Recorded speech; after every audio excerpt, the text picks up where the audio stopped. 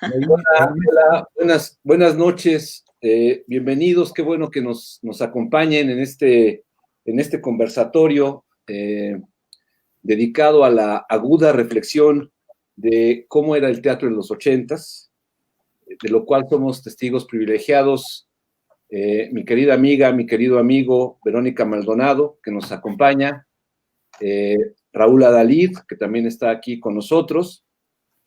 Bueno, tampoco es que requieran mucha presentación, pero debo decir que Verónica es actriz, dramaturga, es docente, es miembro del Sistema Nacional de Creadores y es además de todo, además de su creatividad e inteligencia, es una entrañable amiga. Lo cual puedo decir también de Raúl Adalid, actor de muchas batallas, conductor de televisión, locutor, y recientemente inaugurado escritor de reflexiones en torno justo al quehacer escénico. Bueno, con las dificultades técnicas que pueden derivarse de que somos de antes de la brecha digital, logramos finalmente conectarnos y estar aquí con todos ustedes. Decíamos un poco de broma que a ver si esto no era como los viejitos de los mopeds, bueno, no tan viejitos, ¿verdad? Que están ahí como comente y comente. Pero los peluchochos. ¿Cómo? Los peluchochos. Los peluchochos. Exacto. Entonces,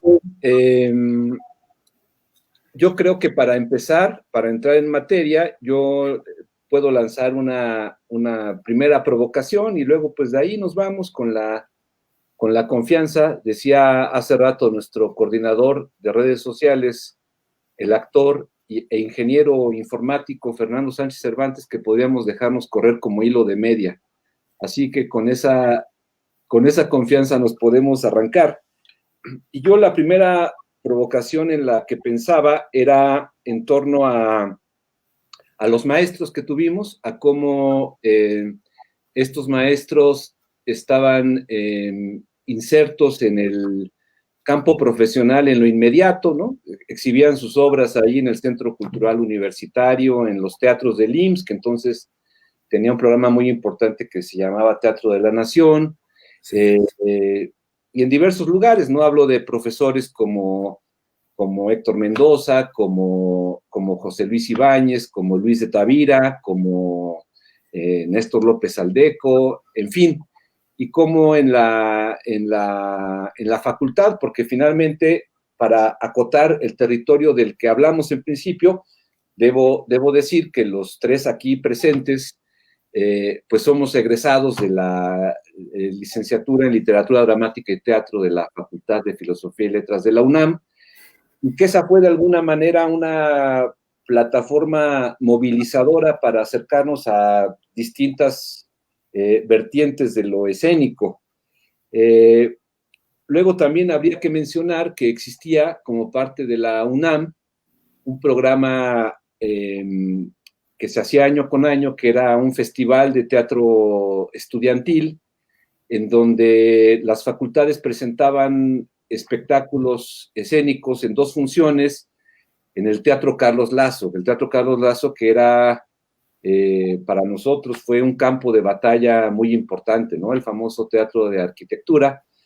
Y hace rato, antes de comentar, seguramente saldrá el tema, justo la obra que se hacía en aquel festival de teatro estudiantil que hizo la facultad, era Zapata, Emiliano Zapata, de Mauricio Magdaleno, sí es. Dirigida por Tony Rangel, ¿no es cierto? Y luego esa obra hizo una gira memorable por diversas razones que luego hablaremos al sureste del país. Y también comentábamos que en aquel momento las funciones se hacían de martes a domingo, ¿no? Y que pensar es decir, en aquel momento el mínimo de funciones para un espectáculo teatral era de 50. Así es. A nosotros en aquel entonces nos parecían poquitas, ¿no? Y ahora 50 ya es así como decir, llegamos a 50. Así que, querida Vero, querido Raúl, pues adelante, quien se quiera arrancar, siéntanse en confianza. Nosotros como colectivo escénico El Arce estamos muy felices de poder tenerlos aquí y de poder tener esta actividad y de decirles que esta es su casa. Gracias, gracias, Nacho. Gracias, Nacho. Pues no sé, Raúl, arráncate, Raúl, venga. Pues mira, bueno, sí, has mencionado una época muy importante de arranque para nosotros, porque llegamos a integrarnos a la Facultad de Filosofía y Letras, al Departamento de Literatura Dramática en 1980. Es muy importante también, yo agregaría el impulso que nos llevó a estudiar teatro, ¿no? Éramos generaciones que recogimos mucho los ideales utópicos de las generaciones sesenteras, setenteras. Yo venía de provincia del norte, de Torreón, y confieso, ¿no? Con una tremenda energía y un tremendo sueño de querer cambiar al mundo por medio del teatro. Definitivamente había yo pasado en Torreón la experiencia de haber conocido a dos directores maravillosos que estaban en mi tierra, en Torreón, uno de ellos Rogelio Luébano, que se vino a México, ¿no? Y el otro Jorge Méndez. Teníamos la tradición en Torreón que dos actores se habían venido a México al teatro universitario a hacer pues un teatro maravilloso en los 70s, que eran Vicky Valdivieso y Humberto Zurita, ¿no? Entonces fueron para nosotros un estandarte, una senda a seguir. Llegamos, me acuerdo, a la facultad y hay un hecho fundamental que yo recuerdo de nuestra entrada. Nos toca al mes de haber empezado a estudiar la muerte de John Lennon, en diciembre de 1980, ¿no? Como un contexto también que nos marca, ¿no? A todos estos jóvenes que veníamos también de la cultura Beatle, ¿no? Que después en los 70s ya separados los Beatles, pero era nuestra conformación toda esa música, ¿no? De John Lennon, de Paul McCartney, de Ringo Starr, de George Harrison, ¿no? Por otro lado, las grandes canciones que en mi caso me impulsaron mucho a querer buscar un sendero nuevo, que eran las canciones de Juan Manuel Serrat, ¿no? Entonces, ese contexto era muy importante. Fue también, yo me acuerdo, fíjate, nuestra primer clase fue la clase de actuación con Aimé Wagner. Y su primer pregunta que nos lanzó en el Teatro Nuevo, que así se llamaba aquel teatrito maravilloso, ¿no? Teníamos dos teatros, el Teatro Wagner y el Teatro Nuevo, pero nuestra clase fue en el Teatro Nuevo con Aimé y nos preguntó, ¿qué es para ustedes el teatro? Cada uno de nosotros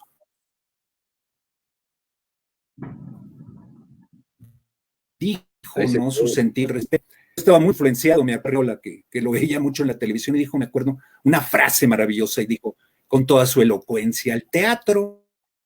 Y yo me acuerdo que, pues, al no tener referentes, era muy ignorante realmente, un norteño con muy poca información. Y maestra, para mí el teatro es la vida. Y luego me dijo la maestra Wagner, muy barroca su definición. Entonces, pero todas estas cuestiones, la muerte de Lennon, los grandes maestros que empezaron a inyectarnos esa pasión teatral, ¿no? Como un maestro maravilloso, Oscar Zorrilla, que nos da teatro contemporáneo, carajo. Eran las grandes clases de Stanislavski, de Meyerhold, de Artaud, de Grotowski, y para nosotros fue de repente ver la maravilla que era el teatro, ¿no? De esos grandes iniciadores contemporáneos, ¿no? Del teatro, con aquella sapiencia, ¿no? De docente que tenía el maestro Oscar Zorrilla, aquel maestro maravilloso Ariel Contreras que nos enseñó verdaderamente lo que es el manejo, ¿no? De la voz. Y en esos conectares, ¿no? Que estoy mencionando, aparece la oportunidad de que nos juntamos un grupo de compañeros para hacer una obra.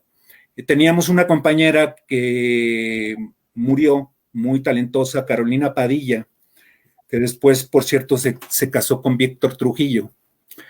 Ella nos dijo, yo consigo un director que nos consiga la obra y nos echamos a andar. Y apareció Tony Rangel, que había sido estudiante de Héctor Mendoza, y éramos como 13, ¿no? El grupo, era un grupo numeroso, y escogen el texto de Mauricio Magdaleno de Zapata, ¿no? Como un texto propio, ¿no? Para iniciar, ¿no? La actividad actoral. Y eso que mencionas, Nacho, pues es maravilloso, ¿no? Porque estas facultades, ¿no? Que se reunían en torno al Teatro de Arquitectura para presentar su trabajo, eran, pues, ahora sí que regalado el privilegio de tener dos funciones en el maravilloso Teatro de Arquitectura, ¿no? Que para nosotros era la Scala de Milán, ¿no? Maravilloso, ¿no? Totalmente, Toda totalmente. esa conformación es lo primero que me viene como primeros avasallajes de recuerdo, ¿no? A un mundo que está lleno de una época realmente muy floreciente, muy maravillosa, ¿no? De mucho ideal, porque todos veníamos con el deseo ferviente de ser gente de teatro. La televisión era como proscrita, era el enemigo, era el lugar donde no debíamos caer, y el teatro se convertía en la madre, ¿no? Sabia de lo que estábamos buscando. Así yo creo que inicio yo el caminito. Ok, Raúl, muchas gracias. Bueno, tenemos algunos comentarios acá, muchos de ellos deslindándose, diciendo, no, yo en el 80 todavía no nacía, nos dice el Qué mal, señor qué desfortuna para ellos. Héctor Isael Almanza, saludos de Patricia Hernández, de Karen Alicia, de Denise Ansúrez, de Esperanza Zabaleta, y acá una nueva presunción, dice, chócalas, mis papás todavía no se conocían en el 80.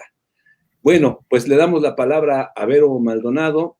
Aquí hay una pregunta que dice, ¿cuáles eran los temas de la escena mexicana en los 80s? Yo no sé si a lo mejor, Vero, pegado a lo que tú nos vayas a exponer de entrada, a lo mejor puedes ahí tocar un poco esa pregunta. Bueno, ya hizo un recorrido el querido Raúl sobre esto que fue tan importante, ¿no? El teatro estudiantil y lo que nos llevaba por diferentes caminos a encontrarnos, fuimos de la misma generación, del mismo grupo, en ese sueño que se llamaba estudiar teatro. Yo recuerdo que nuestros maestros eran muy enfáticos y había mucha coincidencia en recalcarnos que era una carrera de literatura dramática y teatro, que no era una carrera que nos fuera a formar como actores, que no era, pero tampoco nos desmotivaban, ¿no? Era como, ya estás aquí, vas a tener una carga teórica más bien, y tampoco es garantía de que vas a salir formado como docente o como nada. No había una especialización como tal, eso tardaría en llegar cuando se cambió el plan de estudios, pero mientras nos formábamos en todo, con la posibilidad de ser lo que quisiéramos. Y creo que parte de la elección del camino que llegó pues a nosotros, como dicen, el teatro te elige, ¿no? Te llama y te elige para que te quiere o te necesita. Entonces, yo sí quiero recordar también a los maestros y maestras de las materias teóricas, porque si bien los de actuación, de dirección son espectaculares, eran las joyas de la corona, ¿no? Los famosos, pues también había un montón de maestros muy brillantes en el área teórica. Yo en particular, mi cariño siempre en el recuerdo y en la memoria con la doctora Sten, ¿no? Me parece que fue una formadora, una persona que nos enseñó rigor, más allá del pavor que nos causaba tener 2 errores o 3 porque sabíamos que nos íbamos extraordinario, porque su argumento era alguien que está estudiando letras no puede tener faltas de ortografía, ¿no? Nos enseñó rigor. Yo creo que se aplicó tanto para la dirección como para la actuación. Y ella misma, no sé si se acuerdan de aquella vez en que se accidentó, se cayó, ya era mayor.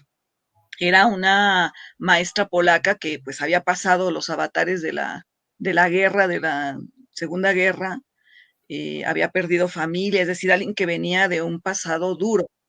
Y entonces iba a la clase y en el camino se cayó, se resbaló y alguien llegó a decirnos, no, ya ni hagan nada, no va a haber clase, no va a venir la doctora. Llegó un poco tarde, como 15 minutos tarde, con la rodilla deshecha, sangrando, apenas un gesto de dolor. Llegó y se disculpó por llegar tarde, estaba muy apenada por llegar tarde. Y nosotros seguimos la clase como está que se muere de dolor la doctora, ¿no? pero terminó su clase y recuerdo que me llamó y me dijo, Verónica, por favor avísele a sus compañeros de la tarde que yo creo que no voy a poder venir, que vayan a mi casa a tomar la clase. Y entonces, pues esos eran ejemplos de disciplina, de no hay pretextos para no seguir, ¿no? Y bueno, pues yo creo que sí, de entre los maestros que en lo personal a mí me dieron luz para elegir del teatro lo que me llamó fueron la doctora Sten y Norma Cheruti, ¿no? Que era muy entusiasta cuando revisaba mis historias y me animaba a seguir escribiendo. Entonces, esas palabras que parecen nada, eh, luego son el faro que anima a un alumno o una alumna a seguir, ¿no? A su sueño, a pensar, bueno, no lo estoy haciendo tan mal, mi maestro, están pensando que puedo tener posibilidades por ahí, ¿no? Entonces, bueno, pues mi gratitud para los maestros y maestras de las materias teóricas, ¿no? Qué bonito, qué bonito recuerdo, amiga. Yo además puedo añadir que para colorear tu recuerdo de la doctora Sten, que sí, en efecto, se cayó del trolebús, porque iba en trolebús a la escuela, y que quien llegó a avisar con júbilo, llegó a decir así, se cayó la Sten, como diciendo, merecido se lo tiene, ¿no? Y sí, esta imagen de ella dando la clase con la rodilla ensangrentada, pues es imborrable, imborrable. Como el caballo blanco. ¿Perdón? Como el caballo blanco. Sí, totalmente. Además, debo compartir con quienes nos están viendo que además de todo lo dicho de mis amigos al comienzo, añado que son unos excelentes imitadores, que son unos grandes imitadores. Yo no sé si Vero se siente en confianza de imitar a la doctora Sten como hablaba, ¿no? Porque... Voy a contar una anécdota que creo que vendrá bien si voy a hacer la imitación de la doctora Sten. Okay. Teníamos materias que eran de libre elección, que eran las famosas optativas, ¿no? Y recuerdo que la doctora Sten impartía después de tener teatro romántico con ella, todo el mundo quería salir huyendo porque era muy exigente, ¿no? Entonces casi nadie elegía sus materias optativas, pero los que la queríamos bien, pues ahí íbamos, ¿no? Entonces, en seminario de teatro polaco, estábamos Ignacio, un amigo querido Fer Cruz, y ya no me acuerdo, ¿Azalia era la que estaba? Sí, no me acuerdo. Azalia y yo, éramos 4. A la semana, Azalia claudicó y se fue corriendo, ¿no? Entonces solo quedamos 3. Y la doctora Sten siempre decía, a ver, Ignacio, lea su comentario del análisis de una obra, ¿no? Y ya Nacho leía y la doctora, pues muy bien, Ignacio, muy bien, está usted muy bien, está muy interesante, muy profundo lo que dijo. A ver, Verónica, usted. Y entonces ya, bien, está muy bien, anotó esto, tal, ¿no? Y entonces volteaba, Fernando se esforzaba, se desvelaba para hacer trabajos maravillosos y todo ilusionado por recibir el elogio de la doctora, empezaba a leer y entonces la doctora lo veía y decía, bueno, pues como les estaba contando la clase pasada, ya no hacía ningún comentario. Pues, a la tercera clase vi a Fernando cerrar así su trabajo con furia y ya no participar mucho.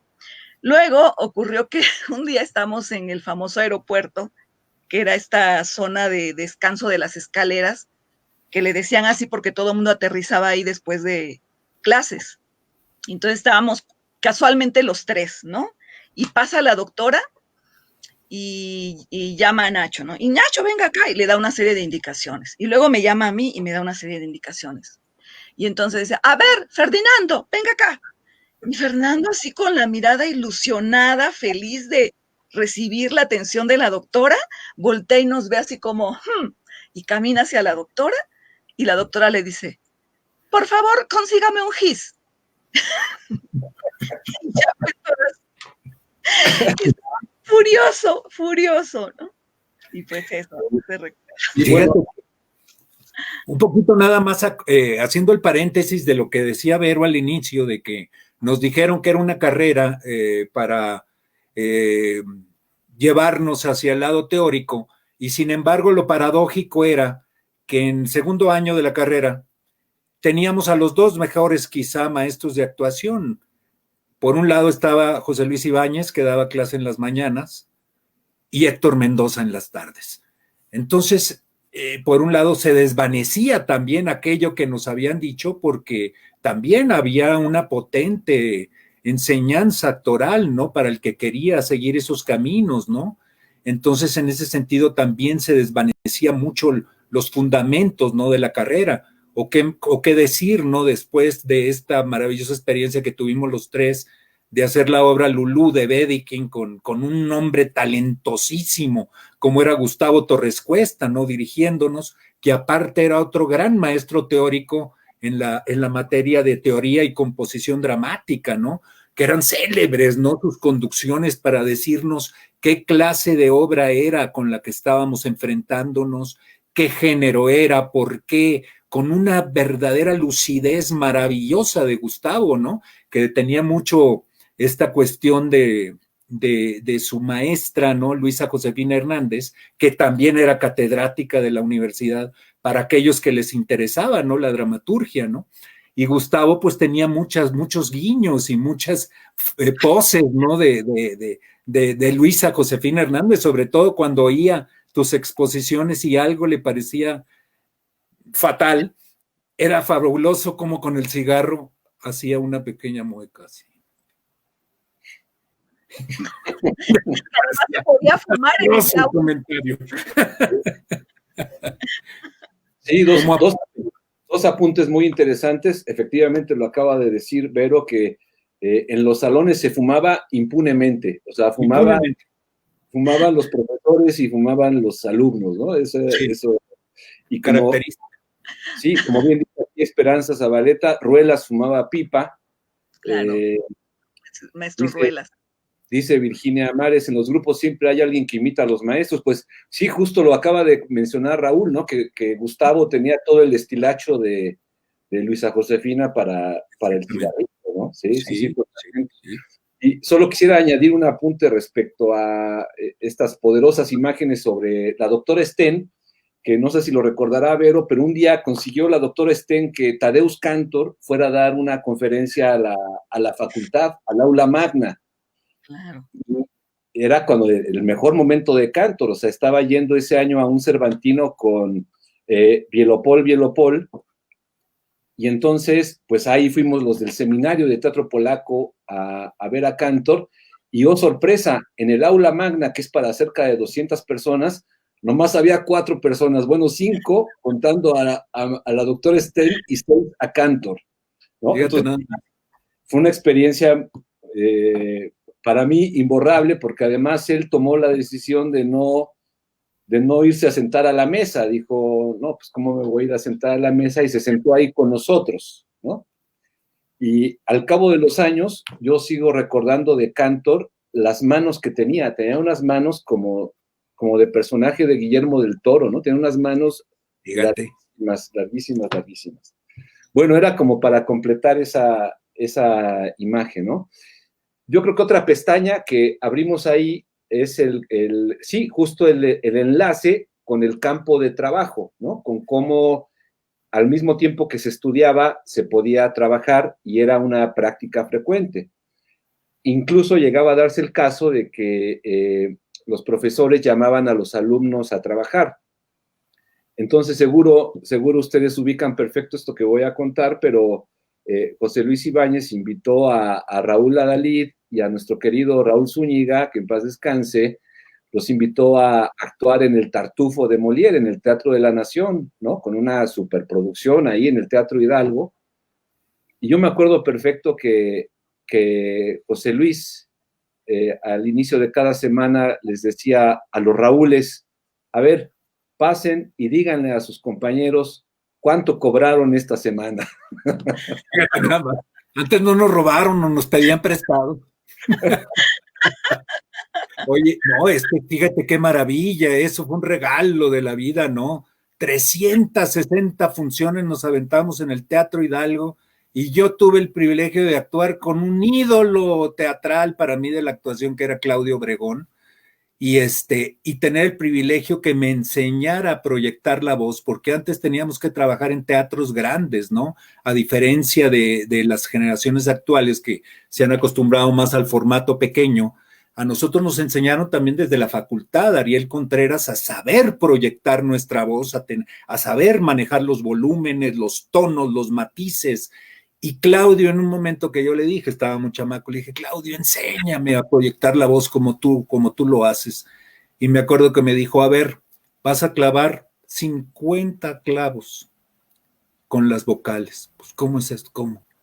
¿Sí? Vas a proyectar desde tu diafragma las 50 veces las vocales hasta el fondo del Teatro Hidalgo y vas a decir, A, E, I, O, U. Te veo en una semana.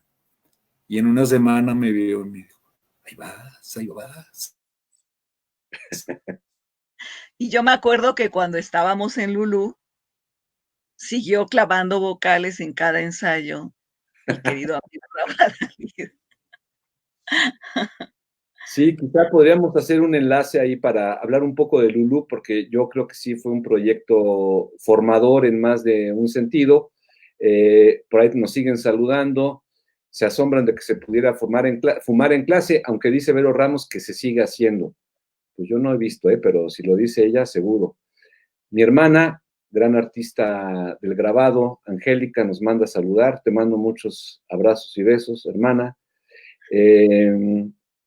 Celebran las anécdotas. Aquí dice Karen Alicia, ya imita al maestro Nacho, no sé a quién se refiere, si a Raúl o a Vero. O ahí hay otra señal. Bueno, Lulú fue un proyecto, para poner un poco el contexto, ya ustedes me ayudarán a complementarlo. Lulú fue un proyecto producido por la entonces Dirección de Teatro y Danza de la UNAM, en coordinación con el Colegio de Literatura Dramática y Teatro, que fue posible porque el director de Teatro y Danza de entonces era Luis de Tavira, y el coordinador del colegio era Héctor Mendoza, y Luis había sido formado por Mendoza y era un maestro muy importante para él. Digamos que había unas condiciones de política cultural que permitieron que Gustavo Torres Cuesta, que era profesor de teoría y composición dramática, dirigiera una adaptación que él tenía preparada de Lulú, de Franz Wedekind, y entonces hizo una audición complicadísima, y luego ya seleccionó al reparto, y luego del reparto hubo un entrenamiento que Raúl y yo recordábamos que era como el entrenamiento que llevaba Richard Gere en Reto al Destino, ¿no? Otra referencia ochentera, por cierto, una película que se llamaba Reto al Destino, en donde Richard Gere se había dado a la disipación, pero ya iba a ser un buen militar hecho y derecho, y entonces le ponían unas madrizas en el entrenamiento increíble. Bueno, pues así eran las de Lulú, ¿no? Hacíamos corporalmente ahí cosas muy interesantes que ahora ya sería impensable hacer si no es con un bote de árnica al lado. Nos pregunta Esperanza Zabaleta que si nos tocó Oscar Liera.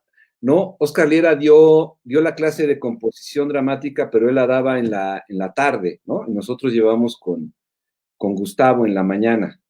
Creo que fue además el último año que estuvo dando, porque ya no dio más, o sea, estuvo un año y coincidió con cuando estábamos tomando con Gustavo clase. Yo lo digo porque yo tenía la idea de luego pues estudiar con él, ¿no? Tomar como oyente su materia, pero ya no, me parece que se regresó a Sinaloa, no tengo muy claro qué pasó, pero ya no estuvo. Ya no estaba. Bueno, pues Lulú fue un trabajo muy importante para nosotros ahora sí que saliditos del comal, de incidir a una temporada larga, producida por la Dirección de Teatro y Danza, en nuestro campo de batalla, en nuestro, ¿cómo dice Raúl? En nuestra escala de Milán, que era el Teatro de Arquitectura. ¿Te acuerdas cuánto ensayamos, Nacho? Sí, me acordaba, hacía la referencia, Raúl, al entrenamiento tipo Reto al Destino, ¿no? Sí, 7 meses. 7 meses. ¿Por qué no compartimos un poco de esa experiencia, Vero, Raúl? Mira, para mí de veras, esa obra para mí realmente fue mi escuela de actuación, porque Gustavo resultó ser, aparte de un gran director, un gran maestro de actuación, porque nos dirigía enseñándonos a actuar y a cómo configurar un personaje, era obsesivo en el trabajo corporal, que primero llevábamos 2 horas de entrenamiento dancístico, porque la obra iba a tener coreografías, ¿no? Con música de Nina Hagen, y un gran coreógrafo que era Arturo Gómez, llevó el entrenamiento físico de 2 horas durante los 7 meses, ¿no? Entonces yo creo que en ese tiempo de veras teníamos un cuerpo tipo Baryshnikov, porque Gustavo era obseso de la estética, ¿no? Era un obseso, le gustaba la cuestión hermosa en el escenario, y nos trabajaron el cuerpo. Él siempre decía, un actor tiene que saber mover el carapacho, siempre decía. Y yo me acuerdo, las muchachas, era obsesivo y les decía, caminan como nacas, que no se oiga el ruido de los tacones en el escenario, aprendan a caminar como gatos, que no se oiga absolutamente nada. Y la configuración de los personajes en lo físico, cómo nos iba llevando, ¿no? Explicándonos todo el método de Héctor Mendoza, porque él había sido un alumno destacado, junto con Luis de Tavira, que eran de la misma generación, eran los 2 mejores alumnos de Héctor Mendoza en ese momento, y Gustavo, pues estaba realmente en un nivel muy, muy interesante como director, ¿no? Germán Castillo nos hizo la escenografía de este trabajo, que fue muy, creo yo que logró un nivel interesante, ¿no? Durante las 50 funciones el proceso fue elevando su calidad con un texto aparte dificilísimo, ¿no? De Frank Wedekind, y Gustavo trabajó aparte este estilo expresionista, ¿no? Que puso impreso en la obra, y eran unas coreografías que yo recuerdo fabulosas, Nacho, ¿no? Ibero, que Y también esta cuestión de la estética de lo punk, ¿no? ¿Se acuerdan que también estaba con el expresionismo? Y yo recuerdo que además de los ensayos que eran larguísimos, teníamos cita en su casa para ver películas, para analizar. Es decir, era prácticamente todo el día estar respirando, comiendo, bebiendo Lulú. Salías hasta mareado. ¿Se acuerdan qué película nos puso como marco referente a lo que quería en cuanto a estética? Los Guerreros. Exactamente. Era un peliculón, ¿no? En ese momento, ¿no? Sí. Y entonces yo me acuerdo que me mandó a ver La Ley de la Calle. Y me dijo, quiero que te fijes en el personaje que se llama el chico de la motocicleta, que era Mickey Rourke. Entonces me dijo, ya sí quiero que te conduzcas, ¿no? Qué maravilla, ¿no? De director, ¿no? Era maravilloso. Y ahí hay una anécdota fabulosa de mi querido Ignacio, ¿no? Para que vean también los chavos, pues a ellos que les interesa. Me acuerdo, Nacho era el galán de la obra, ¿verdad? Entonces tenía que tener ahí una escena con una actriz francesa, y entonces le decía a Gustavo, Nacho, por favor, no te estás acercando lo suficiente, no estás teniendo esa calidez del romántico, del galán. Y pues pues Nacho pues se guardó el comentario como un caballero, pero ya terminando el ensayo le dijo a Gustavo, no, Gustavo, es que Verónica apesta diablos, es que aquella francesa no se rasuraba las axilas y apestaba francesa, ¿no? Entonces el pobre Nacho, pues le era muy difícil el acercamiento corporal, y Gustavo muy sabiamente al día siguiente dijo, todos se tienen que presentar bañados al ensayo, no quiero que nadie me llegue aquí cochino. Y así pudo Nacho ya lanzarse como torbellino sobre aquella Verónica, ¿no? Como anécdota. Sí, ya temporada y bueno, por acá nos comentan que nos pide esperanza a Néstor López Aldeco, lo mencionamos al comienzo, a Soledad Ruiz, por supuesto, también una profesora muy importante de actuación y de dirección. Los Guerreros es una película que se deja ver todavía, yo la volví a ver hace no mucho y se deja ver todavía. Maravillosa. Gran película de Walter Hill, es el director. Pregunta Denise Ansúrez, le pregunta a Verónica, quiero saber qué impulsó a Vero a ser la dramaturga que es. ¿Nació en la FAC esa pasión? Y si sí, ¿qué profes la inspiraron? Denise, ahorita respondo, solo quería hacer, ya que mencionaron al queridísimo Néstor López Aldeco, yo también es uno de los maestros que más le agradezco en la vida, a la vida haber tenido, por varias cuestiones. Primero, porque estando en primer año y él estaba en montaje con los de último grado, me invitó a hacer un papel mudo, pero bueno, finalmente un papel en la primera representación que tuvo lugar en el mundo de un texto desconocido que se rescató del Mediterráneo en el 54, que era El Misántropo. Por aquí anda Esperanza, que también compartimos, ella formaba parte del cuerpo de ninfas bailarinas. El ensamble, digamos. El ensamble dancístico, que también fue tremendo tema ahí. También Néstor era un director muy riguroso, que también se hacía acompañar de artistas muy connotados. Bueno, ni más ni menos, la coreógrafa era Adriana Castaños, ¿no? Una coreógrafa y bailarina muy connotada ahora y ya entonces. Y entonces, pues fue una oportunidad, ¿no? Estando en primer año, poder estar, en segundo año, poder estar actuando con los compañeros de cuarto año. Y la otra cosa que siento que le adeudo es que en algún momento cuando nos daba teatro griego, llegó a hacer un comentario así como de, no le hagan mucho caso a los adultos, somos muy envidiosos, luego les decimos que no hagan cosas que somos incapaces de hacer nosotros.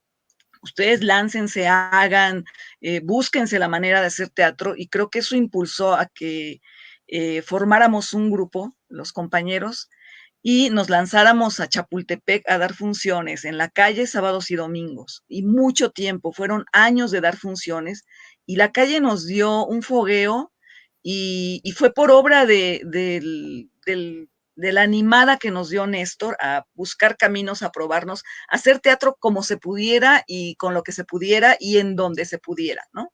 Entonces, siempre voy a tenerle gratitud por eso, porque logramos un espacio entre merolicos, casi nos agarramos a golpes una vez con los que tenían a la serpiente de Chimino, animal del demonio, que nos echaba las bocinas para que no pudiéramos actuar, y fueron representaciones de los pasos de Lope de Rueda, que llegamos a tener público que regresaba sábados y domingos, comíamos bajo el rayo del sol, aprendimos a que se nos caía el sándwich en la tierra, le quitábamos el polvo y nos lo comíamos, así como los actores de antes, pues, ¿no?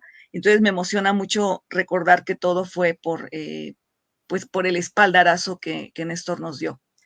Y con respecto a qué me lleva a pensarme dramaturga, yo creo que sí comenzó en la carrera. Ya antes escribía pues un poquito ahí, ¿no? Narrativa y poesía y medio, pero yo creo que el primer gran espaldarazo fue el de Norma Cheruti, que si se acuerdan nos pedía luego textos personales para hacer ejercicios.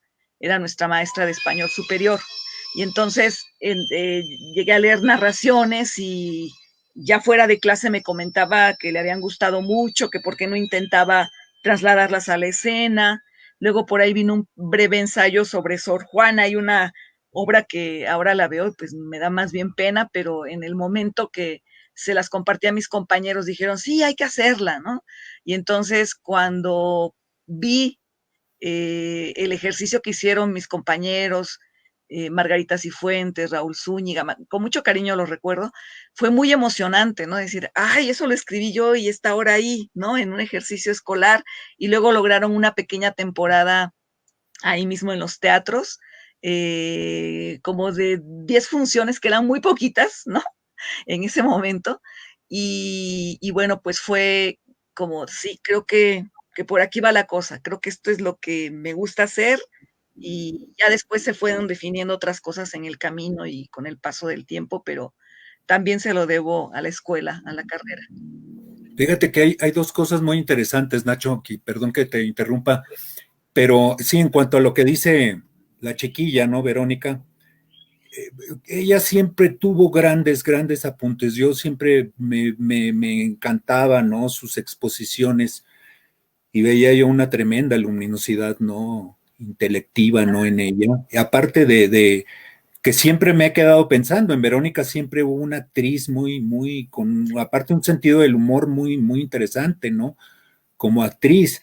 Y en el caso de mi querido Nacho, que él siempre expresó su deseo de ser director escénico, tenía la inquietud del cine también.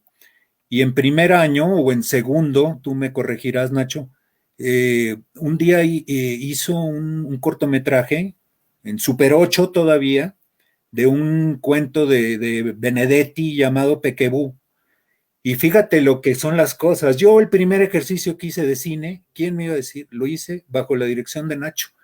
Y Nacho llevó la dirección de ese corto, ¿no? Porque él, creo que estabas tú en un taller de cine en Minería, en el Palacio de Minería, y traías tú esa inquietud cinematográfica, aparte de dirigir teatro, por ahí también para el que esta era una gran impulsora, la maestra Zorrilla, que en paz descanse, que acaba de morir Marcelita, ¿no?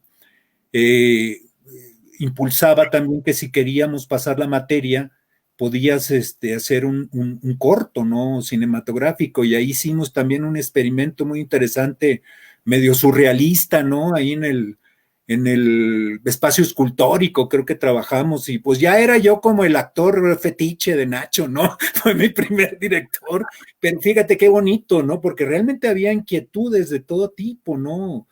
En el caso de Nacho, pues creo que fueron los primeros escarceos por la cuestión cinematográfica, y hasta después que llevó sus deseos, ¿no? De dirigir escena, ¿no? Pero había una tremenda inquietud, ¿no? Mucha inquietud. Sí, totalmente, Raúl. Gracias por el recordatorio, oye. Hablando de ello, quisiera traer a la memoria, a propósito de los ejercicios, de los temas, de los contenidos que se hacían en los teatros de la facultad, quisiera recordarles cómo en todos nuestros exámenes de actuación aparecía invariablemente como soundtrack Queen. O sea, los discos de Queen, los discos de Queen sostuvieron los relatos escénicos que hacíamos en el aula durante 2 años, por lo menos, ¿no? Y entonces, bueno, Queen nos tocaba profundamente y nos encantaba, y bueno, la prueba de ello es que ahí aparecía en los exámenes de actuación de manera inequívoca. Somebody to Love. En todos los exámenes. Somebody to Love era así un referente, ¿no? Que también había esta compañera nuestra, Margarita Castro, no estaba muy inquieta, y me acuerdo que hizo todo una dramaturgia para el primero o segundo examen de actuación, y hicimos una obra con ella que pues ahí ella hablaba de todas sus necesidades, ¿no? Amorosas, y plagada de música de Queen, ¿no? Me acuerdo. Y rompiendo con los estereotipos de las parejas clásicas que eran Romeo y Julieta y Penélope y Ulises, y en un rompimiento así de rebeldía, ¿no? Entraba la música de Queen, y la Castro, que también actuaba, de repente veía a las parejas, ¿no? De Romeo y Julieta y de Penélope y Ulises, y gritaba: ¿quiénes son estos personajes que me atormentan? Oh, somebody to love. Maravilloso, ¿no? Muy bonito. Yo recuerdo en mi ejercicio, yo hice la dramaturgia y la dirección, era una plantación algodonera, unos esclavos en el sur profundo norteamericano. Era mudo además el ejercicio. Y entonces empezaba con una canción de Queen y terminaba con la liberación de los esclavos en We Rob You, ¿no? Entonces, era la canción de la liberación de los esclavos. Claro. Sí, totalmente. Y otra... Yo me acuerdo del examen de actuación de Nacho, fíjate, con otro texto del absurdo, que fue El cepillo de dientes. No sé si tú misma lo dirigiste, Nacho. No, ahí... Argentina. Chileno, es un dramaturgo chileno. Fue tu examen, ¿no? Con Wendy, sí. Me acuerdo. Sí, exacto. ¿Cómo no? Y ahí dirigiste escena. ¿Cómo? Y dirigiste, ¿no? El mismo, el trozo, ¿no? Que elegiste, ¿no? Para... Sí. Entre Wendy y yo, que era la compañera actriz en esa escena. Hay otro momento de Lulú que es muy divertido, que puede contar Vero, que es que cuando en un momento del espectáculo, ella salía desnuda, supuestamente desnuda, con un mayón color carne. Entonces, ese mayón color carne fue pintado por Germán Castillo, ¿no? Germán Castillo hacía la escenografía y la iluminación. ¿Por qué no nos compartes, Vero, cómo fue la labor de Germán con el plumón? ¿Por qué me hacen eso? Pues bueno, me puse el mayón y entonces pues tenía que dibujar el cuerpo, los senos y el vello púbico, que además tenía que tener un corte pong, ¿no? Pues arriba no hubo tanto problema, lo hizo y de repente cuando va a bajar el plumón era así como de, ¿qué hago? Así como que yo creo que pensó, le digo que se lo quite, no, pero va a quedar mal si no está. Y entonces se alejó, se alejó, se alejó, hizo así y así, volteaba la mirada y trazó algo muy raro que dije, bueno, a ver qué pasa. Y cuando salí a escena, eh, había un silencio cuando venía el momento del desnudo y ya después conocidos me preguntaban, oye, todo está muy bien, pero ¿por qué te pintaron un maguey? No sé, No entiendo eso. era el expresionismo.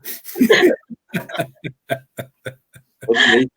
Bueno, y sin duda que en los 80s también pasó un evento mundial clínico que fue muy impactante y muy fuerte para nuestra generación, devastador en todos los sentidos, que fue el SIDA, ¿no? Creo que tendríamos que mencionarlo, decir que justo Gustavo Torres Cuesta fue una de las primeras víctimas de esta enfermedad, y que amigos muy queridos y presencias muy entrañables, pues también fallecieron, como, ¿no? Por esta enfermedad, y yo creo que este espacio de regocijo también es como para celebrar y festejar que ellos estuvieron ahí, que los acompañamos y que nos acompañaron, ¿no? ¿Cómo no, Nacho?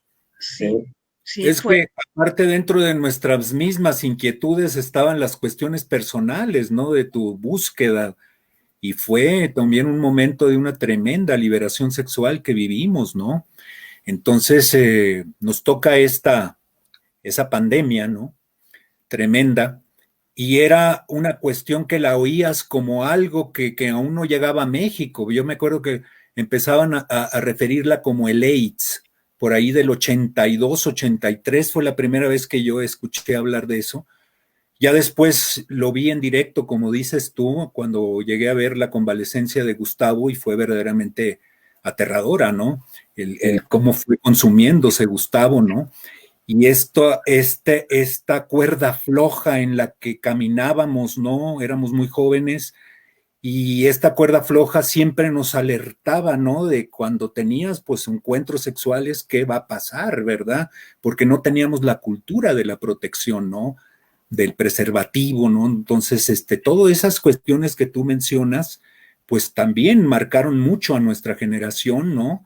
Dentro de vivir este tremendo peligro y esta amenaza a nuestras vidas, ¿no? Y que estaba, por otro lado, nuestra curiosidad a conocer vida, porque sabíamos que un agente de teatro que quería dedicarse a esto tenía que conocer la materia prima, la materia viva de un trabajador de teatro, que es la vida misma, ¿no? Para poder contar cuestiones de los otros, ¿no?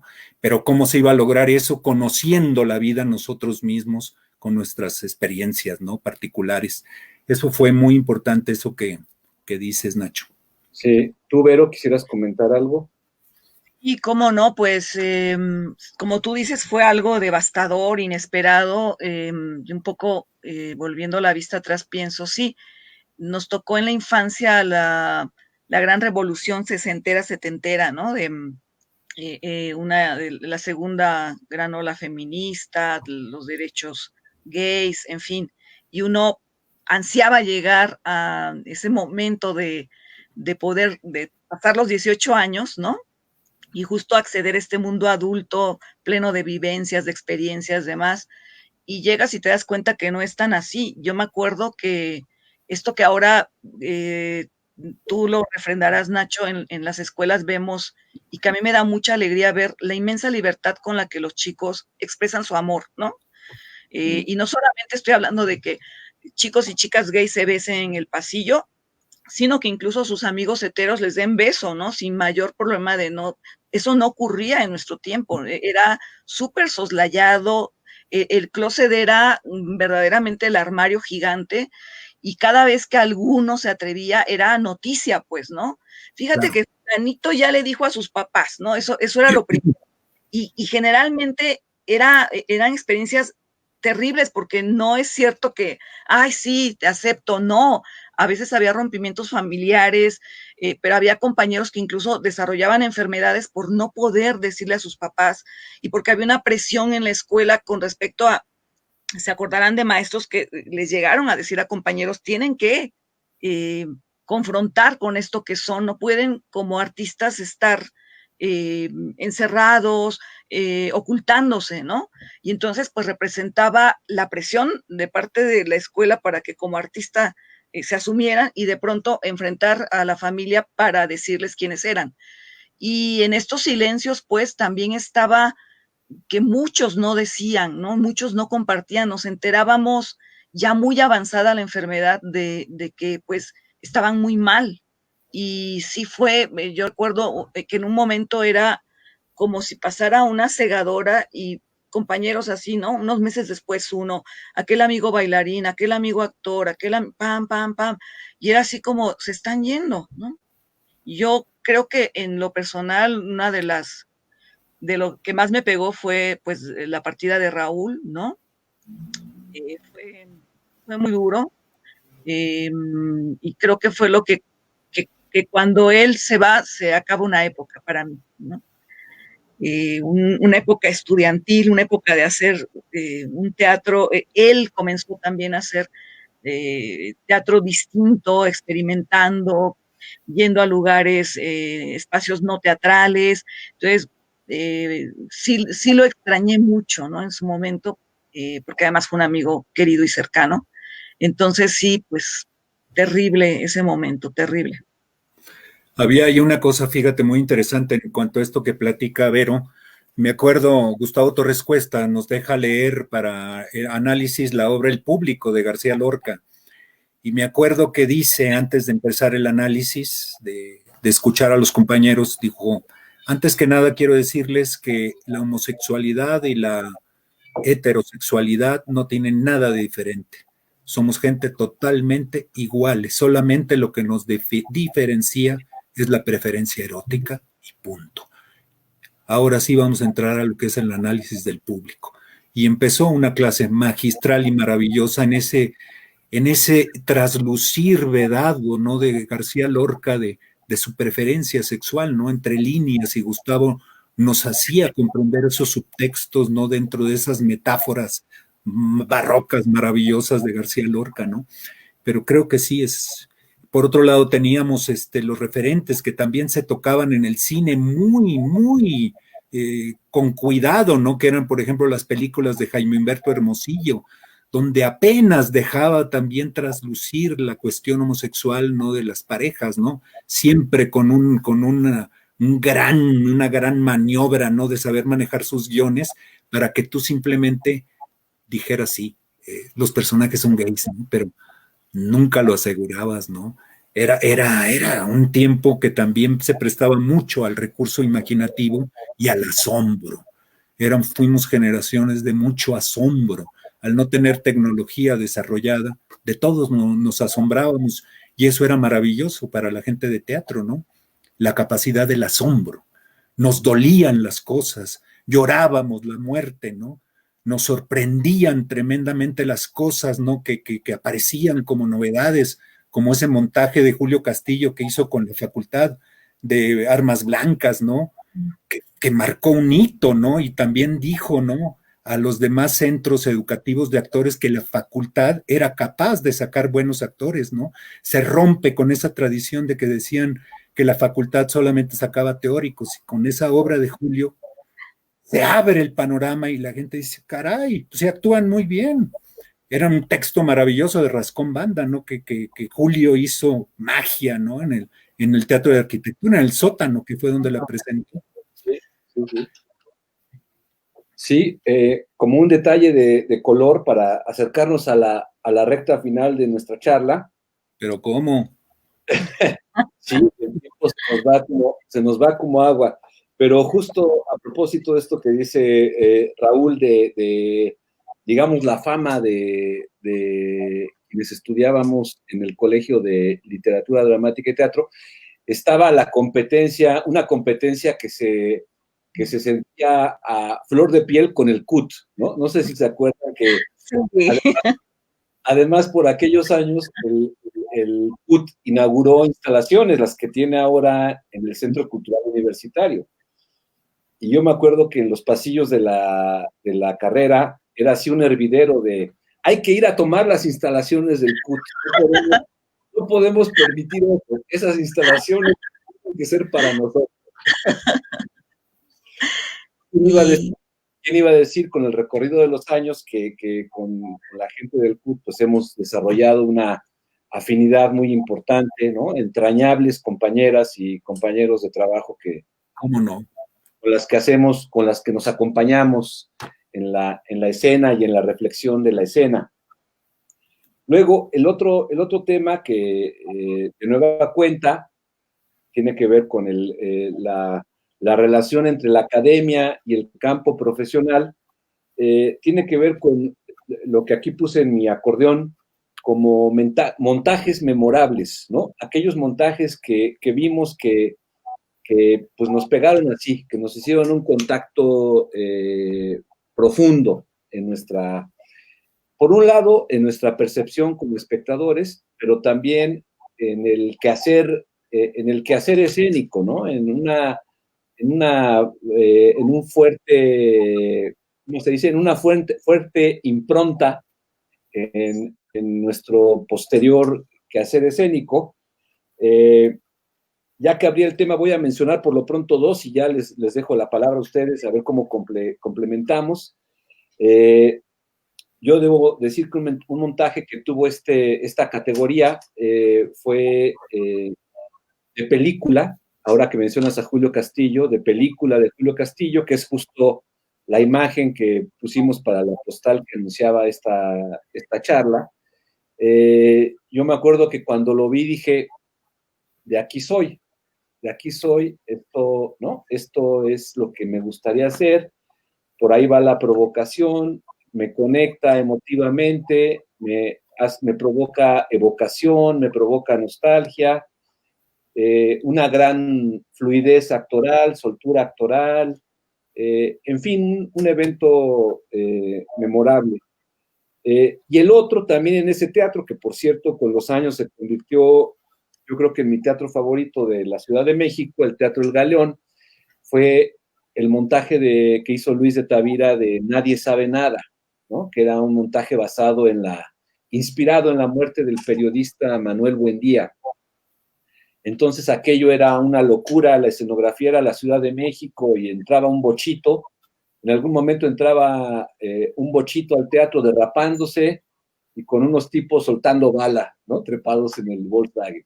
O sea, me parecía asombroso que el teatro pudiera lograr y provocar eso. Entonces, pues esos dos montajes yo los señalaría. Por ahí tengo otro, pero me espero a lo que ustedes por ahí pongan en nuestra sesión. Sí. ¿Quieres hablar, chiquilla? O... No, adelante, amigo. Mira, yo entraría con el primero, que fue muy importante porque fue un escándalo en el 81, esta obra de Oscar Liera, Cucaramácara, ¿no? Que al grito de guadalupanos, unos tipos se suben en el Juan Ruiz de Alarcón a golpear a los actores, ¿no? Por el tema que estaba sacando a relucir Liera, ¿no? Poniendo pues en la discusión la figura de la Virgen de Guadalupe, intocable, ¿no? Otro que nos toca en el 84 fue también el problema de censura que hubo a El Martirio de Morelos, dirigida por Luis de Tavira, un texto de Vicente Leñero, que sufre la censura, ¿no? en ese momento, pues la figura primordial de estandarte de Miguel de la Madrid era Morelos. Y entonces la obra desmitificaba un tanto, ¿no? A Morelos en el juicio tremendo que se hacía a José María Morelos en los momentos de sus miedos, sobre todo, ¿no? Y se sufre ese terrible atentado, ¿no? De censura contra la obra de teatro, aparte de los problemas que fueron memorables de leyenda que dio el maestro Juan José Gurrola, que hacía a Morelos y que tuvo que salir, ¿no? De la obra, ¿no? Y un compañero querido, que no sé dónde habrá, Ramiro García, tomó el toro por los cuernos y entró a hacer el papel de Morelos. Pero otra obra, mira, Julio Castillo para mí sí era otro nivel.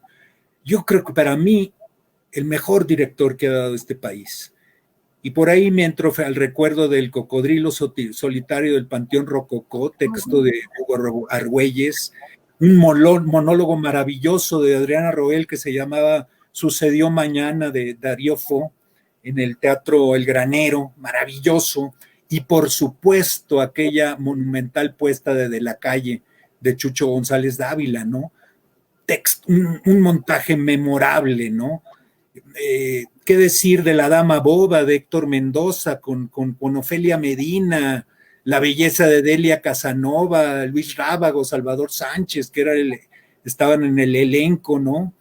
La vida de las marionetas de Ludwig Margules, ¿no?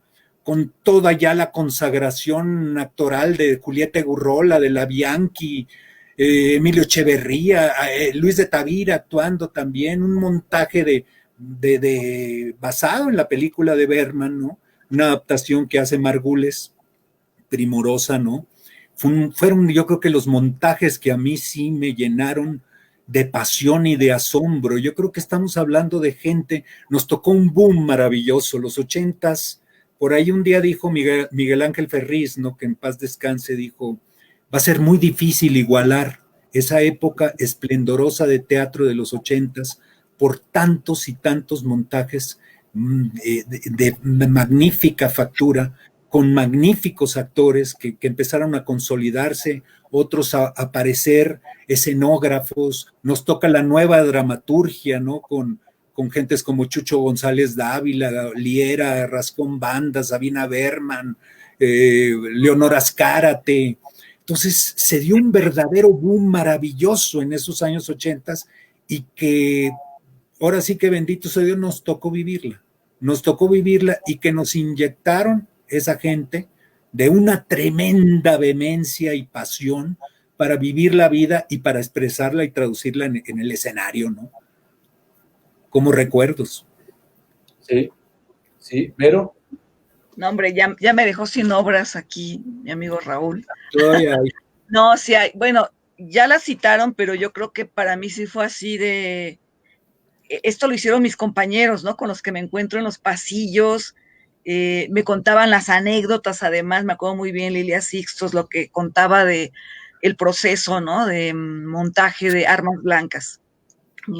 Para mí sí fue así, estar en ese espacio, ver lo que hacía con objetos que no se me hubiera ocurrido en ese momento, pues, ¿no? Poner en escena este ambiente asfixiante, terrible, esta disciplina de mis compañeros de aguantar tendidos en cerros ahí de acerrín al fondo horas y horas sin moverse, esta escena que siempre provocó que público quisiera escapar y que no había escapatoria, eso era maravilloso. Me tocó en la función ver una familia que en cuanto Gonzalo Blanco se empezaba a echar un regaderazo en primer plano, se pararon y querían escapar, pues, ¿no? Del lugar y no había por dónde salir porque la salida era pasando a través de la escena.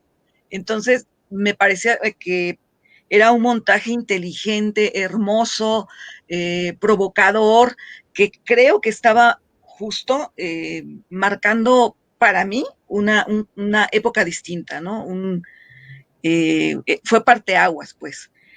La otra cosa que recuerdo mucho y con mucho cariño, no es un montaje exactamente, fue una lectura que hizo el maestro José Luis Ibáñez, de Las manos blancas no ofenden, que era un montaje, una lectura comentada. Además la leía con gran belleza y luego, después de unos 10 renglones, se detenía para hablar de esos 10 renglones, de toda la carga de significados, de sentidos, lo que tal palabra en el siglo XVII significaba.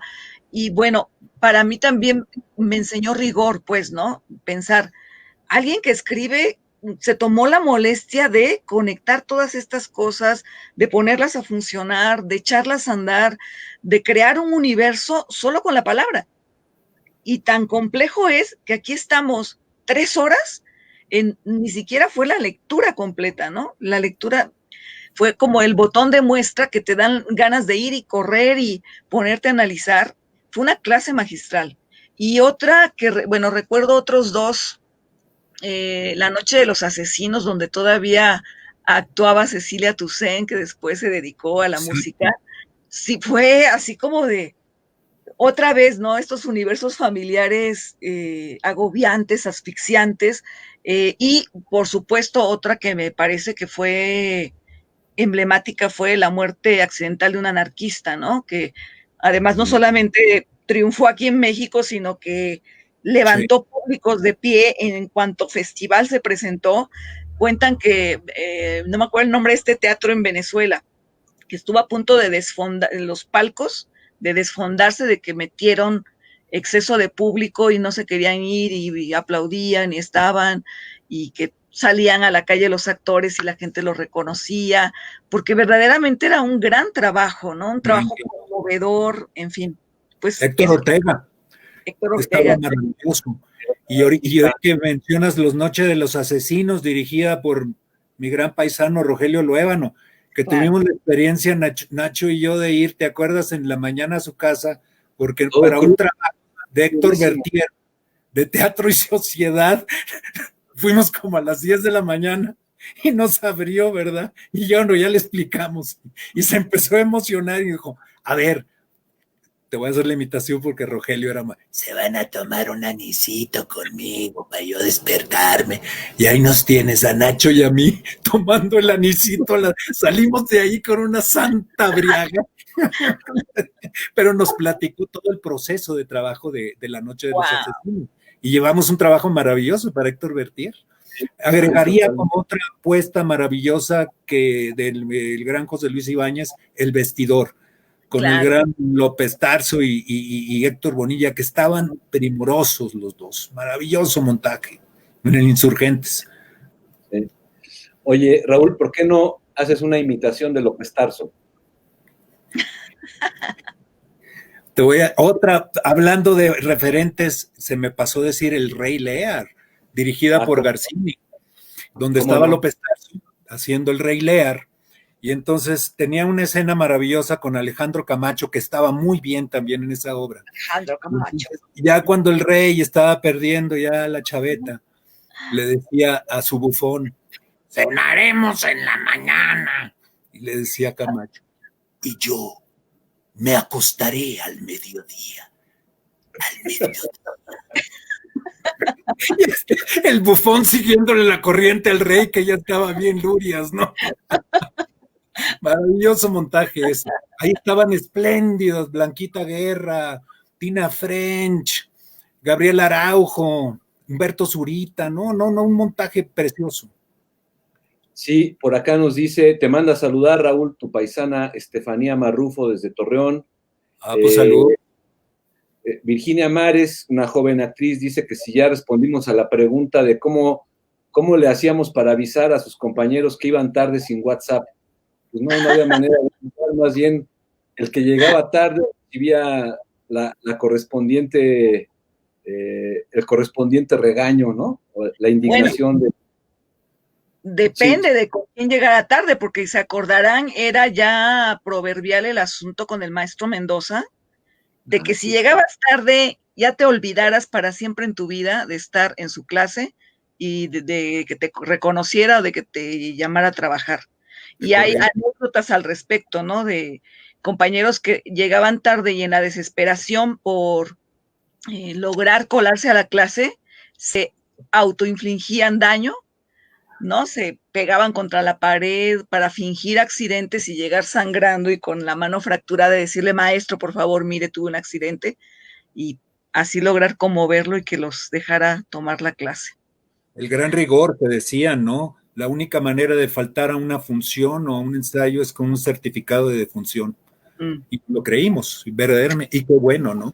Porque nos enseñaron el gran respeto que había que tener primero a un ensayo y a los compañeros y a ti mismo para saber verdaderamente mamar la savia de lo que se trataba esto, ¿no?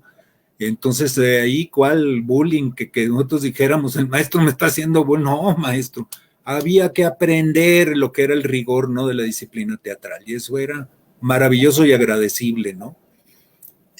Sí, yo quisiera agregar a los montajes memorables uno que también vi en el Galeón, de Juan Ibáñez, que se llamaba El Son, que en realidad era un espectáculo, pero ahí les va, nada menos que la música era ejecutada en vivo por la orquesta de Dámaso Pérez Prado. Entonces, la orquesta de Pérez Prado en el Teatro El Galeón, con, no me acuerdo si era Ofelia Medina o Blanca Guerra, la actriz que salía, pero salían los Caluris y era un espectáculo ahí.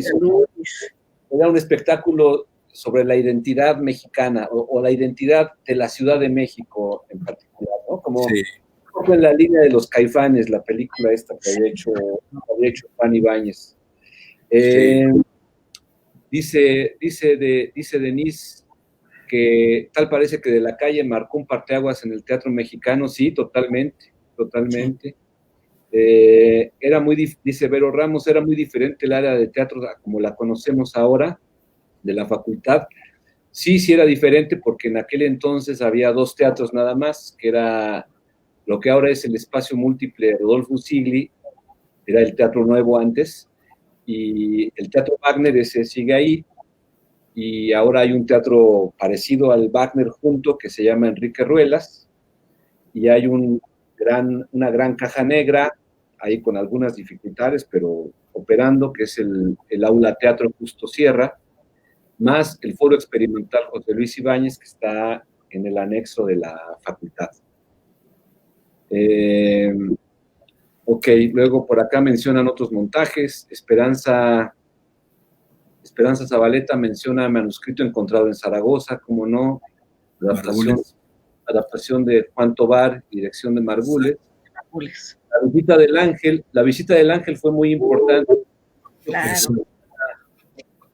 Decía un crítico que la escenografía de Alejandro Luna debería de haberse llevado al Museo de Arte Moderno, porque era un departamento de la colonia Vallejo, tal cual. Minucioso.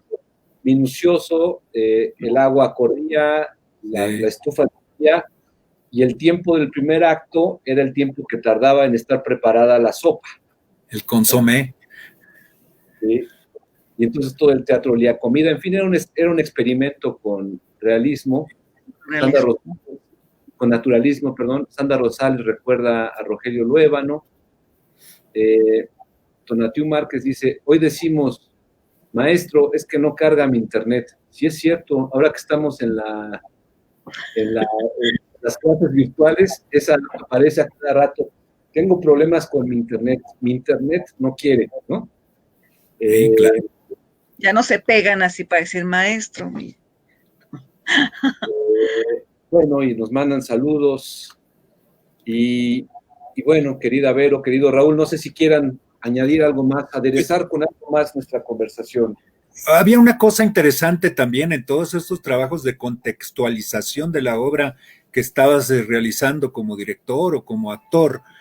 Pues había que ir a las bibliotecas, a gastar la suela de los zapatos e irte a buscar los referentes, ¿no? Que te llevaran a aquel contexto a investigar, ¿no? Y yo no sé por qué, fíjense, pero yo sí siento que el mismo hecho de ir, del buscar el librito en el fichero, el tener que sentarte ahí en la biblioteca horas para estar deglutiendo los conceptos, aquello como que se quedaba, se impregnaba como una huella anémica maravillosa, a diferencia de esta instantaneidad, ¿no? Que ahora, pues el actor tiene esta facilidad, o la gente de teatro, de buscar en su internet la información necesaria, pero quizá por esa misma instantaneidad, esos conocimientos se van evaporando más fácilmente. El hecho mismo de ir que te costara, el gastar los ojos pasando hojas, te hacía estar viviendo el mundo, ¿no? Que estabas investigando para acoplarlo a la obra que ibas a realizar, ¿no? Eso era una cosa muy, muy particular también de nuestro tiempo, ¿no? Que nos obligaban a estas consultas, aparte que tenías la fabulosa biblioteca central, ¿no? En la misma universidad que te permitía, ¿no? Las consultas, ¿no? Pues eso también nos marcaba mucho, ¿no? Como trabajadores del teatro, ¿no? Hubo una constante, fíjense, casi de la gente que hemos mencionado en cuanto a los montajes referenciales de los 80s, casi siempre han sido hombres. La única mujer que recuerdo de los 80s es Marta Luna, una directora interesante. A mí me tocó trabajar con ella La Fiera del Ajusco de Rascón Banda en Santa Catarina, y ella previamente había trabajado mucho para la Universidad Veracruzana, ¿no? Trajo aquí un montaje maravilloso, ¿no? De Otelo. Y también no olvidar lo que estaba haciendo la Universidad Veracruzana al mando de Raúl Cermeño, que venían con sus trabajos, ¿no? La boda, ¿no? En aquella adaptación maravillosa que hizo Cermeño al texto de Brecht, o aquella Máscara contra Cabellera, aquel espectáculo también con actores de la Universidad Veracruzana dirigida por Enrique Pineda, que cruzaron fronteras, fue un éxito allá en Colombia, ¿no? Y que se sometieron los actores a un entrenamiento durísimo de luchadores, con luchadores profesionales que los entrenaron, ¿no? Para ejercer el trabajo luchístico dentro del espectáculo, ¿no? Pero quizá, no sé, Verónica o tú, Nacho, si se acuerdan de otra mujer directora en los 80s, pero yo solamente recuerdo a Marta Luna. Quizá en ese sentido fue una pionera, ¿no? Sí, Nancy Cárdenas también, por ahí. Y también esta experiencia del Teatro Campesino de Oxolotán en Tabasco, ¿no? Alejandra Gutiérrez, con fotografía en la ajá. Sí, exacto. Sí, Alejandra Gutiérrez, sí, de acuerdo. De hecho, Marta Luna, yo no lo vi, pero justo nuestro maestro Torres Cuesta decía, a propósito de Gustavo, ahora estoy recordando que Gustavo era medio zipizape, ¿no? Entonces hablaba así. Es que tú no sabes lo que era la ópera de los 3 centavos dirigida por Marta Luna. Sí. Entonces dicen que, en efecto, ese montaje de la ópera de los 3 centavos, decía Gustavo que ese montaje de la ópera de los 3 centavos fue una cosa increíble. Sí. Cuando ocurrió el cisma de los actores del SAI, que la ANDA tuvo un escándalo de corrupción, y entonces un grupo de actores de postura de izquierda se separó de la ANDA y formaron, bajo el mando de Enrique Lizalde, el Sindicato de Actores Independientes. Entonces, quisieron trabajar por su cuenta, terminó por no funcionar, lamentablemente, pero el SAI permitió el montaje de esta obra que les estoy comentando, de la ópera de los 3 centavos, que dirigió Marta Luna. No la vi, pero... Bueno, lo que me llegaron, yo todavía no llegaba a México, pero me contaba un actor que estuvo ahí, Gerardo Moscoso, que fue un montaje exacto, lo que tú dices, de un gran rigor y de conocimiento, ¿no? Por parte de Marta Luna al género, ¿no? Y muy bien la cuestión musical. El protagonista era Gonzalo Vega, que todavía no era famoso, que era un actor de cine, básicamente, ¿no? Había hecho el tremendo éxito de Lugar sin Límites con Ripstein, y justo en esa coyuntura llega ahí también a la ópera de 3 centavos, y este momento que también es fundamental, ¿no? Que nos toca vivirlo, porque nos tocan ya casi el panteón del SAI, ¿no? Pero nos llegan todos los conocimientos de lo que esa gente, esos verdaderos luchadores idealistas querían para nuestro gremio, ¿no?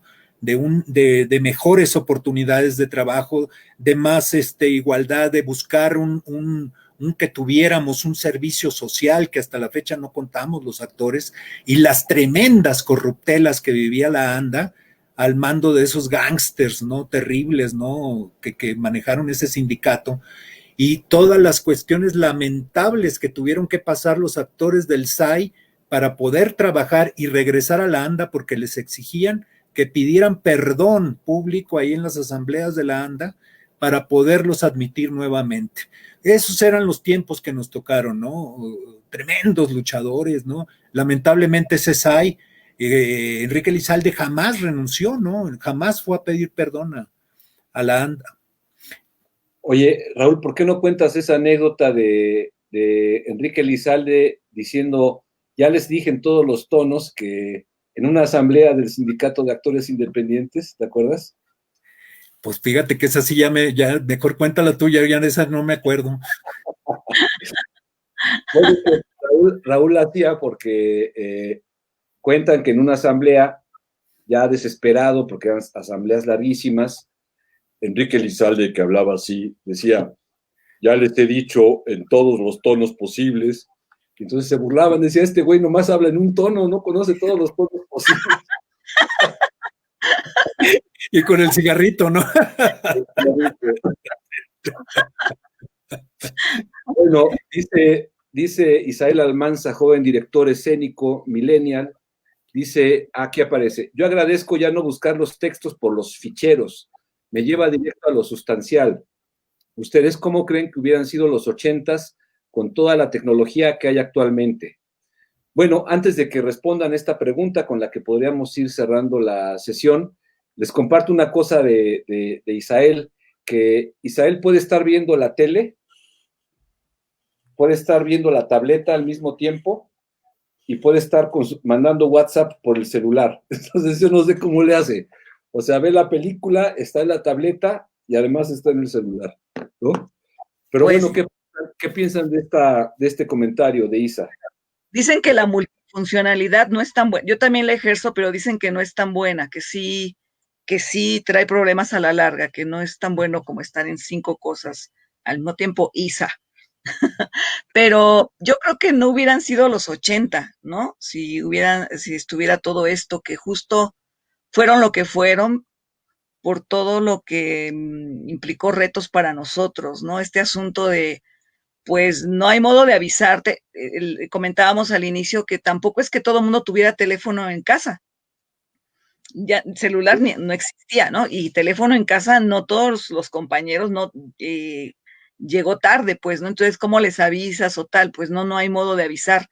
Entonces era ponerse de acuerdo al inicio de la semana, dividirse los ensayos, quién con quién, en dónde estabas, luego, si estabas en primero o segundo año, estabas en los ejercicios de dirección de los compañeros de tercero y cuarto, y aparte tus propios exámenes, y entonces era agobiante, no salías de la escuela, aunque no había la prohibición de que ahora tienen tácitamente algunas escuelas de vas a estar concentrado aquí y no puedes trabajar en otra cosa, casi que eso te obligaba a estar todo el día en la facultad y además de tener muy presente a qué horas te tocaba ensayar con quién, porque yo me acuerdo con un compañero que algo pasó, que llegamos tarde, pero todo el conjunto del grupo, porque sentimos que él no nos dio bien el horario, pero él estaba muy enojado y nos corrió a todos de su examen.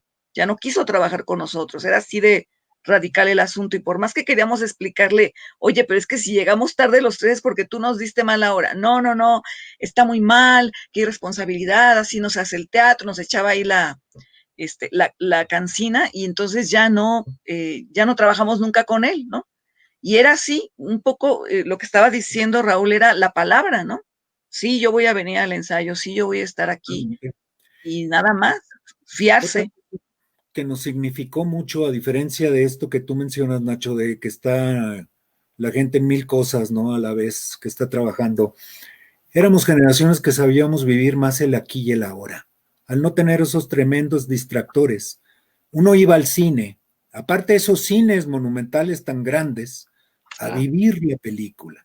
Tú podías ir solo y verdaderamente ir, si la película era de lágrima, llorar a gusto en el cine, soltar las emociones y los sentimientos, porque estabas viviendo la pasión de la película sin un distractor ahí que te estuviera molestando en la pierna, de que te está sonando el mensaje. Ibas y te metías. Si estabas en el ensayo, estabas en el ensayo. No había ningún distractor, ¿no? Estabas viviendo el profundo aquí y ahora que debe vivir un actor, un director, un dramaturgo. en el meterse por completo y que te devoren los fantasmas y los dioses en ese momento creativo, ¿no? Esa es la gran diferencia. A mí me toca, mira, no es que yo defienda los 80 ni nada, esa es la época que simple y sencillamente estamos charlando, ¿no? Tiene sus grandes maravillas, todos estos descubrimientos y estas generaciones, ¿no? Nuestra capacidad creo que ha sido podernos adaptar a este nuevo mundo y a los chavos como son, que dentro de todo ellos tendrán esos distractores, pero siguen siendo unos románticos maravillosos, sobre todo esos chavos que han elegido el teatro, ¿no? Como su camino en una época tan difícil, ¿no? Como esta. Se me está yendo por ahí también que se nos ha olvidado tocar las grandes películas que nos tocó vivir en esa década de los 80s, que también nos marcan, ¿no? Llegamos con un caudal de contextos muy interesantes. Apocalipsis Now, imagínate, ¿no? De Coppola, La Ley de la Calle, El Resplandor de Kubrick. Entonces, Toro Salvaje, ¿no? Que era el mostrar lo que un actor podía lograr caracterizando, ¿no? De Niro, que engorda 30 kilos para hacer a Jax LaMotta, ¿no? Scarface con Pacino, ¿no? El surgimiento de Mickey Rourke, ¿no? Con Barfly y La Ley de la Calle, ¿no? Érase una vez en América de Leone, que la dividieron en dos partes, ¿no? Porque la película es larga, ¿no? Entonces te ponían la primera parte en una semana y tenías que esperar una semana o dos para ver la segunda parte, ¿no? Vuelvo al asombro, ¿no? Y estábamos en esa espera, ¿no? De esas películas, ¿no? Es el surgimiento también de los grandes actores. En el cine mexicano sí tenemos, desgraciadamente, un retroceso después del gran cine setentero apoyado por el Estado. En los 80s es muy pocas las películas que podemos mencionar como fuertes, ¿no? Valiosas, porque vino toda esa cuestión del cine de ficheras. Pero por ahí hay rescatables ejemplos como El Imperio de la Fortuna de Arturo Ripstein, ¿no? Que es el gran momento de otro gran actor cinematográfico, Ernesto Gómez Cruz, ¿no? Los motivos de luz, ¿no? Con Patti Reyes Espíndola. De las películas que recuerdo yo mexicanas, de las pocas que podemos salvar de esa decena de años, pero los grandes referentes, Kurosawa, todavía, ¿no? Entonces, Fanny y Alexander de Berman, caray, no, pues la verdad, ya no les sigo porque es como para apagar la luz y con permiso. Qué maravilla, ¿no?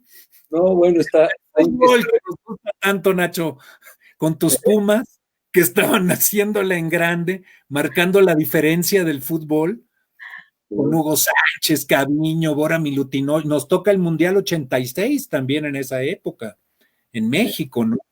O sea, tuvo toda una serie de... Y el temblor del 85 que se nos está yendo y que nos marca, ¿no? Como mexicanos.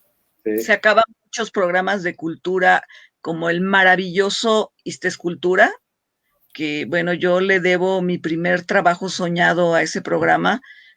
Casi trabajé varios años de corrido, recorriendo estados, trabajando en teatro. Llega el 85 y se acaba todo eso, ¿no? Se muere la ciudad como la conocíamos y muchas cosas que había también dejan de existir, ¿no? También es el declive de los teatros del IMSS, empieza ahí, ¿no? Ya. Sí, ahí acaba. Sí. Teatro de la Nación ahí acaba en el 82 y acaba la Compañía Nacional de Teatro también. Estábamos en un verdadero espanto económico como país, deteriorado, en la bancarrota, ¿no? Y como siempre, si esto no es nuevo, ¿a dónde se fueron los castigos económicos del gobierno? A la cultura. Siempre. Nosotros como partida, ¿no? De gente universitaria, pues tuvimos todavía ese privilegio que gracias al dinero que había de programación cultural de la UNAM pudimos seguir trabajando, ¿no? Pero se acabaron esos dos grandes reductos, Teatro de la Nación y la Compañía Nacional de Teatro. Sí, y otra instancia que había ahí que se llamaba Una Paz, que organizaba giras y presentaciones, ¿no? Yo, bueno, fíjate, preguntaría quizá como último, y no me quiero que para que también nuestra charla sea contemporánea, ¿qué les llevamos nosotros como ochenteros a estos chavos contemporáneos? ¿De qué vale esta experiencia que vivimos trasladada a este mundo contemporáneo? Muy qué buena pregunta, sí. Bueno, antes de responderla, yo creo que estaría bueno, si ustedes lo creen conveniente, yo los invito a tener posteriormente otra charla. Ya hablamos de lo que fue aquello, para hablar ahora de en qué andamos ahora, ¿no? Eso podría ser interesante y tenemos mucha tela de dónde cortar. Sí, sí, porque benditos sea Dios, estamos vigentes. Estamos en activo, estamos en activo. Estamos Pero, vivos y estamos vigentes. ¿tú cómo responderías a esta provocación de Raúl Adalid? ¿De qué pues, yo lo que espero, y esto tiene que ver con mi quehacer docente, pues, y con el contacto constante, permanente con la juventud, ¿no? Con un poco lo que fui en esa época, pues yo espero que la pasión, ¿no? La pasión por lo que hago, eh, y que además, pues, yo no estoy peleada, también quería aclarar esto con la tecnología. Me encanta esta época, esto que ahora vivimos, que si nos lo hubieran referido en los 80, de que íbamos a tener un aparato y que íbamos a estar platicando a través de él y viéndonos, era como de película de Kubrick, justo, ¿no? Entonces, me parece que me siento privilegiada por haber vivido, pues, como dos épocas que pareciera que son dos mundos distintos, como haber tomado un cohete y llegar a Marte, de mi infancia sesentera hasta mi juventud ochentera y luego esto, ¿no? Entonces, pues fundamentalmente yo creo que lo que quisiera compartir es la pasión, ¿no? Por lo que hago. En mi caso, la escritura, eh, el teatro en general es como eh, para lo que fui hecha, ¿no? Y que ellos encuentren, pues, caminos que se entusiasmen, que ojalá, pues, se apasionen por lo que están haciendo y se enamoren de lo que están haciendo. Muy bien, Vero.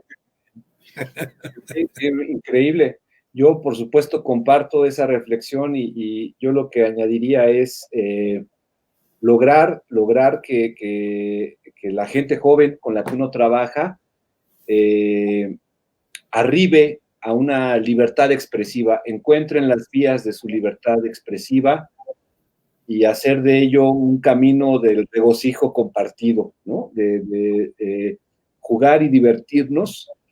Y por otro lado, sí, yo no dejo de apostar a la legibilidad de la propuesta, a que lo que uno hace en este entorno apasionado, comprometido, libre, lúdico, conecte con la gente, conecte con los espectadores, ¿no? Que sepan, que entiendan de lo que estamos hablando. Primoroso, fíjate que mientras haya, yo creo que esa es nuestra obligación. Hemos hablado mucho de esperanza, de utopía, de idealismo, y esos son los caminos que hay que inyectar, ¿no? Como forma de agarrarnos a un porqué y seguir transmitiendo ese deseo quizá con el que empezamos de que sí podemos cambiar al mundo con el teatro, aunque sea una utopía. Pero mientras haya utopía, vamos a tener deseos de caminar, ¿no? Y eso es lo que hay que comentar. Yo, fíjate, me acuerdo una vez estábamos haciendo una película, Familia Gang, donde también estuviste, Verónica. Estaba yo con un actor muy joven, Humberto Busto, muy inquieto, y le estaba hablando yo de Julio Castillo, y le estaba hablando de precisamente de Armas Blancas, pero echándole yo el rollo aterrizado a su mundo, ¿no? Y estaba él con un ávido interés oyéndome, y me decía, y se agarraba la mente, me decía, puta madre, Raúl, qué pero ¿dónde quedó ese Julio Castillo? Entonces, a los chavos les gusta, pero hay que contárselos también, ¿no? Yo creo que esa es nuestra obligación, contarles en su mundo, aterrizando a su mundo lo que nosotros vivimos, inyectar lo que decía Vero, esa pasión, ¿no? Y en nosotros está eso que nos inyectaron, esos sabios prometeos que nos dieron ahora sí que el fuego de la luz, del conocimiento y de la sensibilidad, transmitirla ahora a los muchachos, ¿no? Que para mí son unos héroes, ¿no? En estos tiempos, que quieran seguir estudiando teatro, qué maravilla. Qué maravilla, Raúl. Oigan, pues yo creo que quedamos comprometidos, si a ustedes les parece bien, a intentar una réplica de esta charla antes de que concluya el año. ¿Les parece si lo intentamos? ¿Cómo no? Compromisos y agendas. Para diciembre. Para diciembre, sí. Hay varios temas que quedaron ahí pendientes, ya los anoté algunos, los han estado comentando por ahí, hablar de nuestras propias poéticas, hablar de los recintos teatrales que ya no existen. Tenzing por ahí habla efectivamente del Arcos Caracol, del Foro Isabelino, ¿no? Todo eso nos queda pendiente. No. El tipo de recinto cinematográfico al que ya se refirió Raúl. Yo creo que todavía hay carnita con el tema del terremoto del 85, que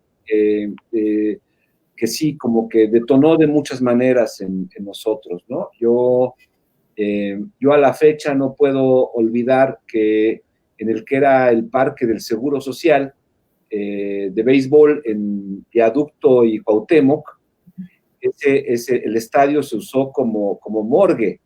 Entonces yo pasaba seguido por ahí, yo no puedo olvidar el olor que había de cruzar Viaducto.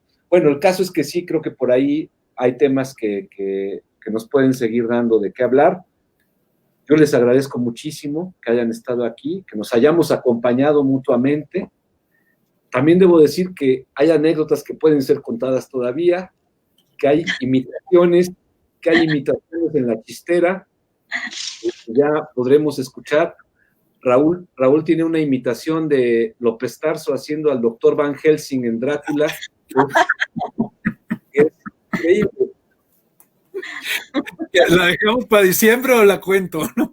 De una vez, Raúl. Mira, en Drácula, ¿qué verdad ocurrió eso? El Teatro de los Insurgentes. Van a clavarle la estaca ya a Drácula, ¿no? Pues para acabar con la amenaza de aquel vampiro, ¿no? Y entonces va López Tarso, ¿no? Encabezando la comitiva, ¿no? Y va con una antorcha, ¿no? Y entonces de repente, pues se oye un ruido y voltea a López Tarso y les dice: ¡no hagan ruido! El teatro se cayó a carcajadas y aquella solemnidad ya no pudo darse. No olvides de las cosas maravillosas. Bueno, y mira, siempre a la gente que uno imita quiere decir que hay una profunda admiración. Y para mí López Tarso es de mis íconos, ¿no? Tanto cinematográficos como teatrales, ¿no? Okay. Y ahí anda el señor haciendo ahorita teatro por Zoom. Sí, está haciendo Macario. Macario. Ok, bueno, querido Raúl, querida Vero, pues qué gusto que nos hayamos encontrado y quedamos comprometidos a armar otra sesión para diciembre. Muy bien. Ya diremos como la Tariacuri, diciembre me gustó para que te vayas, que sea tu cruel adiós, mi Navidad. No quiero comenzar el año nuevo con este mismo amor que me hace tanto mal. Claro, porque la otra cosa que deben saber, o ya supusieron, es que Raúl canta bien, ¿no? Raúl es muy cantarín, como buen norteño. Sí. Nos manda a saludar nuestro querido compañero José Juan de la O. ¿Cómo no? Un abrazo. Bueno, pues arrancaremos con una canción la siguiente parte, ¿no? De Raúl. Una canción de Raúl, ajá. Sí. Que hubo un tiempo, fíjate, que hablando de esos compañeros maravillosos, precisamente por el gusto de la cantada, una compañera, Teresa Lagunes, que su papá era tenor, y su hermano un famoso barítono a nivel internacional actualmente, ¿no? Jorge Lagunes, pues como me lo oía que me gustaba cantar, y a lo mejor le gustaba ahí mis cantos, me llevó a trabajar a la zarzuela un tiempo, que esa es una preciosa experiencia, ¿no? El género chico llamado. Sí, ¿cómo no? Qué bonito.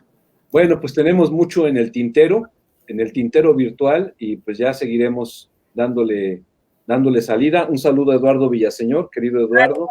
Claro. Pues un abrazo, querida Vero. Un gran abrazo, pues y que los dioses nos protejan de esto, y que salgamos ilesos. Y agradecerle al actor y encargado de redes sociales, Fernando Sánchez Cervantes, que ha sido la inteligencia detrás de esta transmisión. Muchas gracias, Fer. Gracias, Ferchito. Y entonces, pues nos vemos pronto. Un abrazo.